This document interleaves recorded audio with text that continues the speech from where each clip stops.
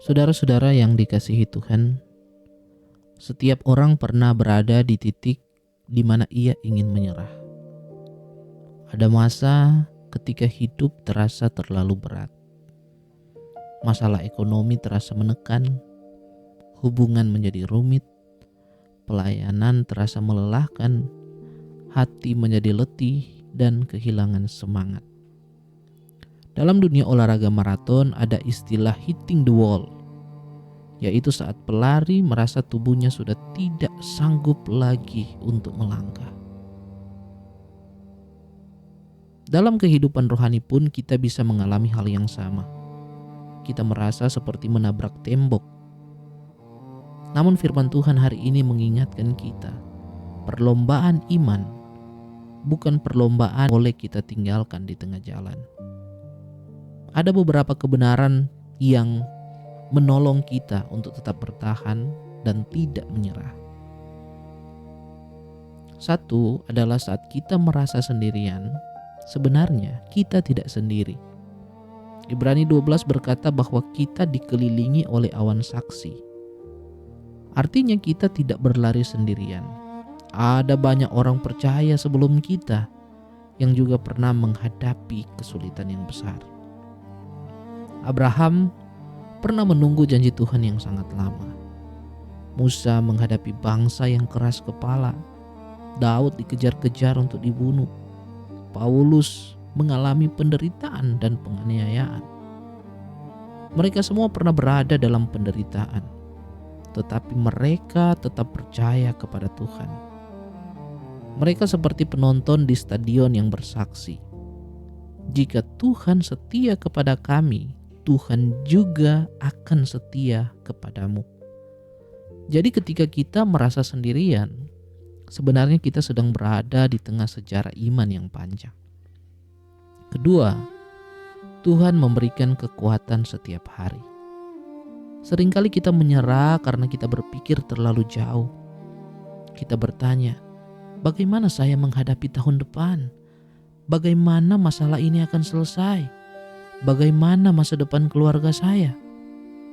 Padahal Tuhan tidak meminta kita menyelesaikan seluruh masa depan hari ini. Tuhan hanya meminta satu langkah ketaatan hari ini.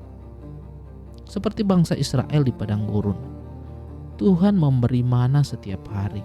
Tidak untuk seminggu, tidak untuk sebulan, cukup untuk hari itu. Demikian juga kekuatan Tuhan. Tuhan memberikan kasih karunia kita harian. Hari ini Tuhan memberi kekuatan untuk hari ini. Ketiga, rintangan bukan tanda kita salah jalan. Banyak orang berpikir kalau hidup saya sulit berarti saya salah jalan. Tetapi Alkitab tidak pernah berkata demikian. Dalam kehidupan iman, perjuangan justru adalah bagian dari perjalanan. Ketika Nehemia membangun kembali tembok Yerusalem, ia menghadapi banyak masalah. Tumpukan puing yang berat, ada ancaman musuh, bahkan ada ketakutan dari rakyatnya sendiri. Tetapi Nehemia tidak berhenti. Ia tetap bekerja karena ia tahu rintangan bukan tanda berhenti, tetapi bagian dari panggilan Tuhan.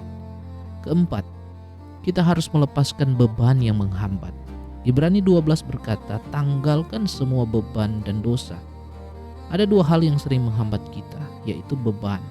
Apa itu beban? Contohnya, kekhawatiran, tekanan dari orang lain, keinginan untuk selalu menyenangkan semua orang.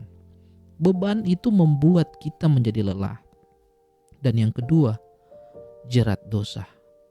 Contohnya adalah kepahitan, ketidakpercayaan kepada Tuhan, dosa yang terus dipelihara. Ini bukan hanya melelahkan, tetapi menjatuhkan kita. Karena itu Alkitab berkata, tanggalkan semuanya. Fokuskan mata kita kepada Yesus. Dan yang kelima, jangan berhenti hanya karena kabut. Ada kisah seorang perenang bernama Florence Chadwick.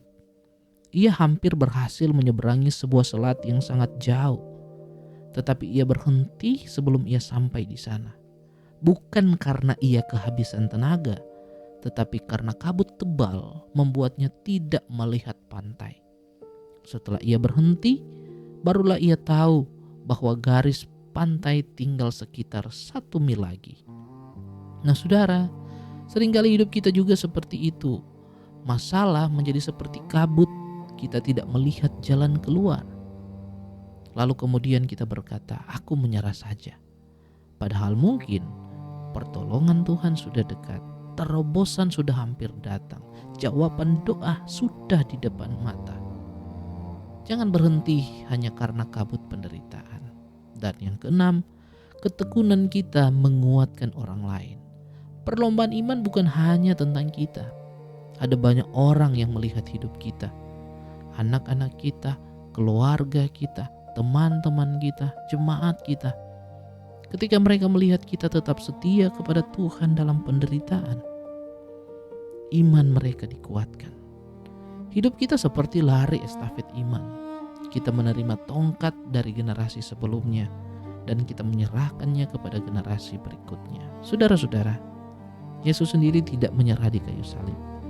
Ketika penderitaan mencapai puncaknya, Yesus tetap setia sampai akhir.